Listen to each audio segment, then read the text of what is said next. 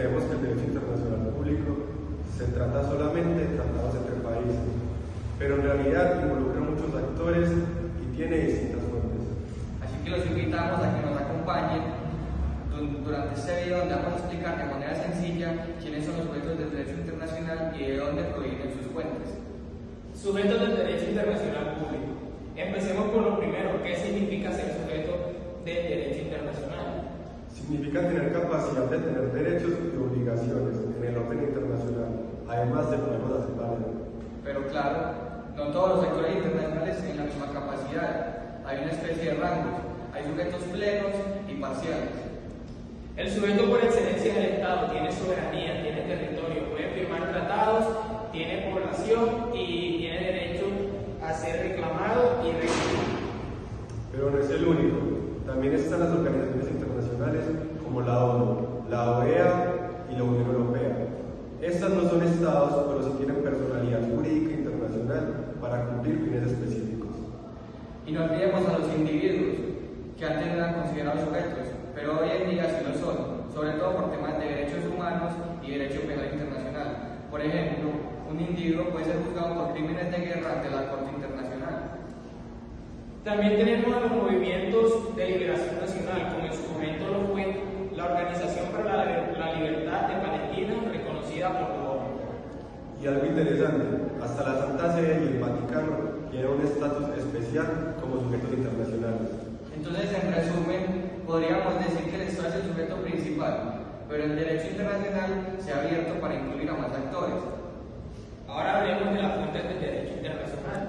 Según el artículo 38 del Estatuto de la Corte Internacional de Justicia, hay 4 fuentes principales. Número 1, los tratados internacionales.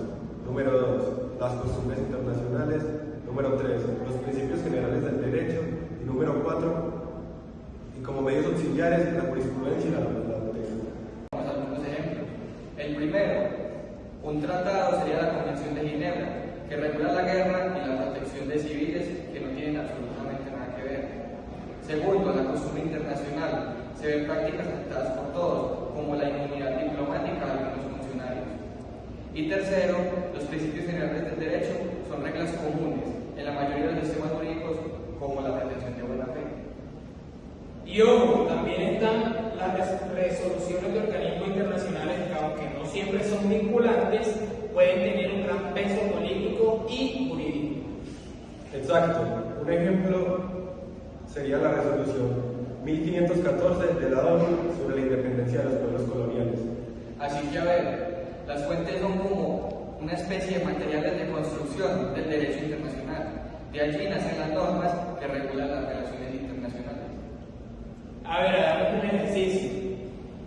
Si un país firma un tratado, pero después dice que no lo va a cumplir, ¿qué pasa? Pues estaría violando una fuente del derecho internacional. Se aplica el principio pacta aut servanda, que significa que lo pactado obliga. Ismael, yo tengo otra pregunta. Si un Estado comete crímenes de lesa humanidad, ¿quién responde?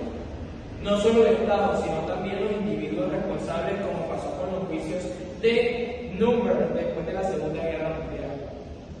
Pero ahora yo te pregunto, si una costumbre internacional ya no refleja la realidad, ¿se puede dejar de aplicar? Pues te tengo la respuesta. Claro que sí, porque la costumbre depende de la práctica constante de los Estados. Si la práctica cambia y hay una nueva opinión juris, la norma también cambia. En conclusión, el derecho internacional no solo es un conjunto de tratados entre Estados, sino también es un sistema más complejo como sujeto. Y las fuentes nos muestran que el derecho internacional nace tanto de acuerdos escritos como de costumbres y principios reconocidos universalmente. Esperemos que con este video quede más claro quiénes son los sujetos y cuáles son las fuentes del derecho internacional público.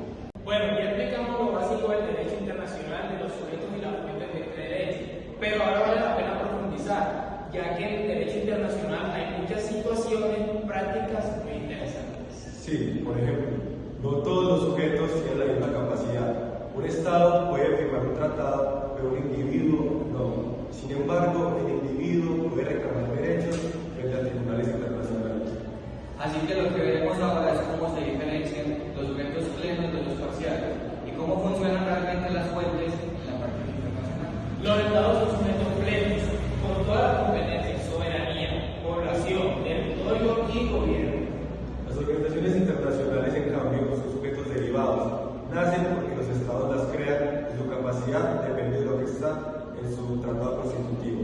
Ejemplo, la ONU tiene competencias en paz y seguridad, pero no puede dictar leyes internacionales en el país. Y los individuos son sujetos parciales, tienen cada vez más reconocimiento, pero limitado, claramente. Pueden ser responsables penalmente ante tribunales internacionales o pueden interponer quejas en órganos de derechos humanos. En otras palabras, ya el derecho internacional no es solamente Estado-Estado, sino que también es Estado de individuo y organización y Estado. Ahora sí, hablemos de las fuentes. Lo interesante es que no todas tienen la misma fuerza obligatoria. Exacto. El tratado internacional es claro, es obligatorio porque los estados lo firman y lo ratifican, pero la costumbre a veces se discute porque depende de la práctica y la aceptación general. De hecho, la costumbre se construye con dos elementos. Uno, la práctica reiterada de los estados. La convicción de que sea práctica es obligatoria, opinium juris. Un ejemplo clarísimo es la inmunidad diplomática. Incluso antes de estar escrita en la Convención de Viena, ya era una costumbre. Otro punto son los principios generales del derecho, que se aplican cuando no hay tratado ni costumbre, sirven como base común. Ejemplo, el principio de igualdad entre las partes en un proceso.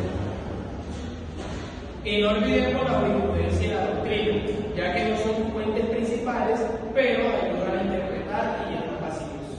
Vamos a poner más ejemplos para que sea más claro. Si Colombia y Perú firman un acuerdo comercial, estamos hablando de un tratado internacional.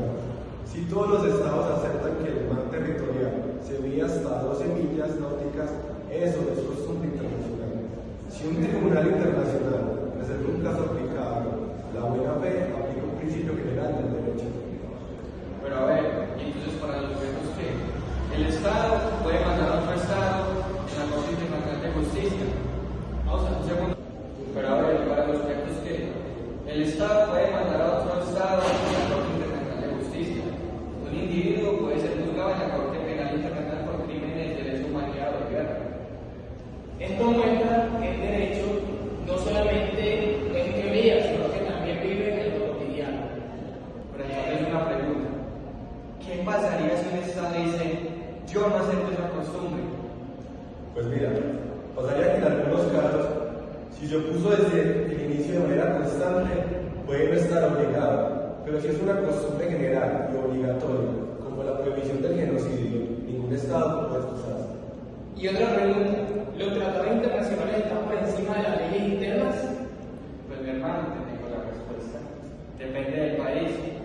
En algunos sistemas el tratado tiene rango superior, en otros igual, y en algunos, pocos, inferior. En Colombia, por ejemplo, los tratados de derechos humanos tienen un rango constitucional, o sea, el más alto. Como ven, los sujetos y las fuentes del derecho internacional no son conceptos aislados, se aplican todos los días en la política, la economía y la justicia global. Entender quién puede actuar y de dónde vienen las normas nos ayuda a comprender cómo funciona la comunidad internacional. Y sobre todo nos recuerda que el derecho internacional busca algo esencial, la convivencia pacífica y la justicia entre los pueblos. Gracias por